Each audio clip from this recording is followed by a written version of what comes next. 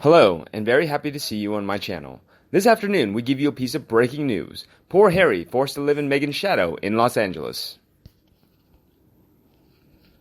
Rumors about Prince Harry being unhappy in La La Land to have been rife ever since he and Meghan Markle set up camp in Tyler Perry's lavish Beverly Hills mansion. And now it has been speculated that not only is the prince feeling lonely and directionless in his new surroundings, but he is also living in the Duchess's shadow as he tries to navigate the new norm. According to a report in the National Enquirer, a royal insider has sensationally claimed that before Harry fled to the U.S. with Meghan, he was a happy-go-lucky prince with plenty of self-esteem. But since arriving in Tinseltown, the prince now appears to be struggling and often looks uncomfortable, the source went on to allege. The insider claimed, "She's ripped him from his security blanket, all his ties with his family and friends and a high-paying royal job, making him an exile struggling to stay afloat in a dog-eat-dog Hollywood. He is becoming more and more miserable and scared of Meghan. It seems that his comfortable life has ended here." The recent comments echo the words of body language expert Judy James, who said Harry looked awkward and trapped in a video call, in which he called on the Commonwealth to acknowledge his past wrongs. Speaking to Female, Judy said Harry looked awkward and often spoke down to the floor, with his position at the far side of the frame making it look as though he was trapped. The body language expert went on to say that while Meghan was mesmerizing in her video call delivery, Harry either repeated her words or added a "yeah" after she made a point. She also said Meghan spoke while casting a solid gaze towards the camera, while the Duke looked slightly awkward and at times looked out of the shot before looking down at the floor. What's more, Judy wasn't the only critic of Harry's awkward video, with several fans taking to social media to comment on how watching the footage made them feel uncomfortable. One viewer even went as far as to say that the prince looked like he was being held hostage during the call. They asked, "Do you hear that sound? That wincingly high-pitched lament drifting across the Atlantic all the way from Los Angeles? It's the Duke and Duchess of Sussex, sitting on the terrace of their Beverly Hills mansion, playing the world's smallest victims." Plus, over the past few months, we've heard a lot about what Meghan Markle and Prince Harry are planning to do, but very little has come to the ideas and lofty ambitions. Be it scripts that will catapult Meghan to the White House, or providing the next big Hollywood blockbuster to Brad Pitt. Plenty of rumors, but not much by way of action. The National Enquirer also reported that their lack of money is hurting them a lot. A source revealed, the world has continued turning, yet, for Meghan Markle and Prince Harry, it's been all about Zoom calls, telling us how the Queen should go about her business, and shoehorning Grey's Anatomy quotes into speeches. Don't get me wrong, these antics have provided hours of amusement, but sadly, they haven't brought in any dollars. Indeed, they seem to be in a financial crisis, a valid question, and one which royal expert Katie Nicole discussed with Entertainment Tonight. They do need to make money. They've been in Los Angeles since March. They left the royal family at the end of March, and as yet, they haven't actually earned anything.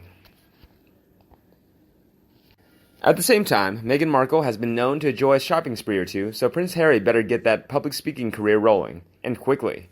The $1 million he was rumored to have been paid for speaking at a JP Morgan event in Miami was the last time either of them earned any money. But this source also added, "I can understand the logic behind Meghan Markle wanting to return to Los Angeles for a career in Hollywood. She was returning home with a British prince on her arm. This would maybe open doors that were closed previously. She's been chasing Brad Pitt around like a stalker, had Prince Harry pitching her services to anyone who listened, and was reported to have lots of huge offers sitting there on her desk." But why the delay? Is she waiting on that one special project? Or has her Hollywood dream amounted to nothing? Markle deciding to pivot into social activism has less to do with a sudden need to step up and help and more to do with the lack of viable offers in Hollywood. Make no mistake, if Brad Pitt's agent called her tomorrow, the Black Lives Matter social justice campaign will be placed firmly on the back burner. At this stage of the game, both Meghan Markle and Prince Harry are getting desperate. The scattergun approach and constant changing of exactly what Meghan intends to do post-royal life is a telltale sign that things aren't working out as they had hoped. One thing is for sure. Meghan Markle and Prince Harry need to start earning. They can't rely on handouts and freebies forever. Indeed, in another olive branch of Prince William, how long have we been hearing the talk of a rift between Prince Harry and Prince William? It seems like forever, though the alleged feud actually began just a few years ago, shortly after Harry started dating Meghan Markle. Since reports of the rift first emerged, we've heard speculation about what it will take to heal the wound and restore the relationship between the once close brothers. If the rumors are true, Prince William and Prince Harry's falling out dates back to the younger prince's relationship with Meghan Markle. Harry's older brother did what older brothers do. He made sure Harry was aware of the consequences of his actions and whether he was making wise decisions. As royal author Phil Dampier commented, William had every reason to question Harry's decision-making.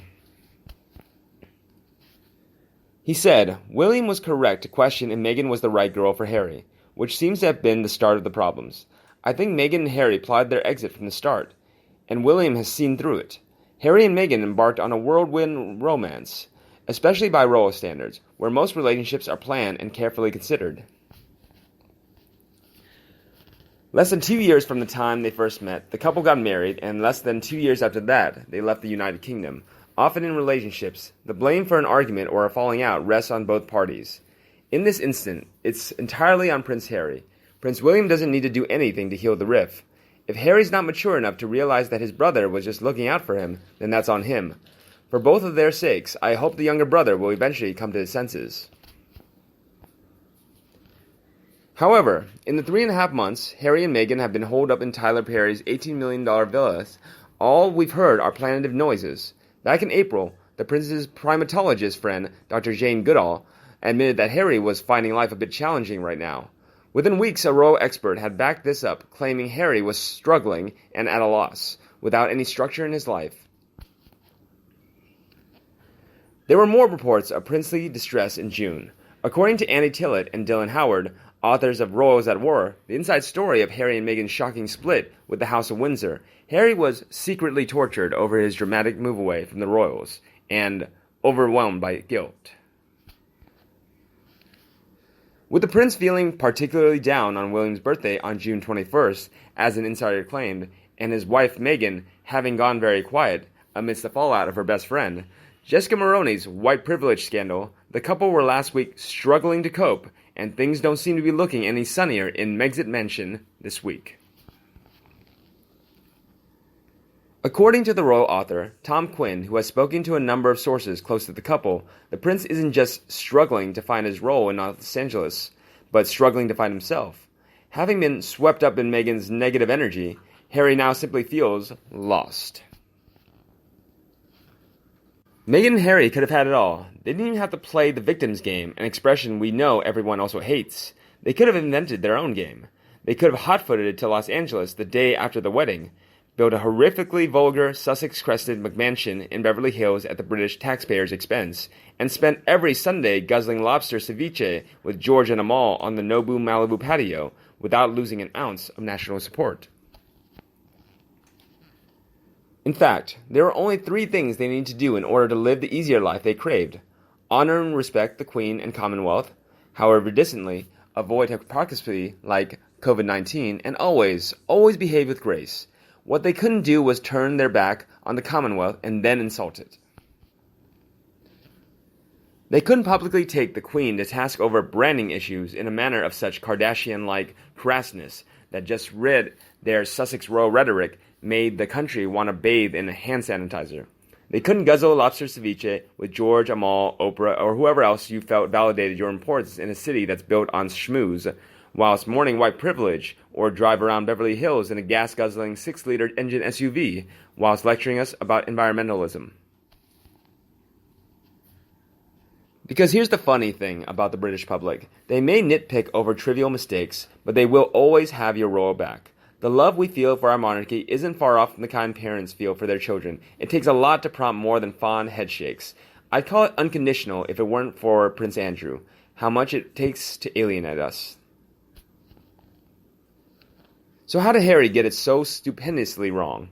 How did he veer off such a straightforward path at a time when the royal family are more purposeful, necessary, and respected than ever, only to find himself struggling, challenged, tortured, and lost in a stranger's house and even in a stranger's city?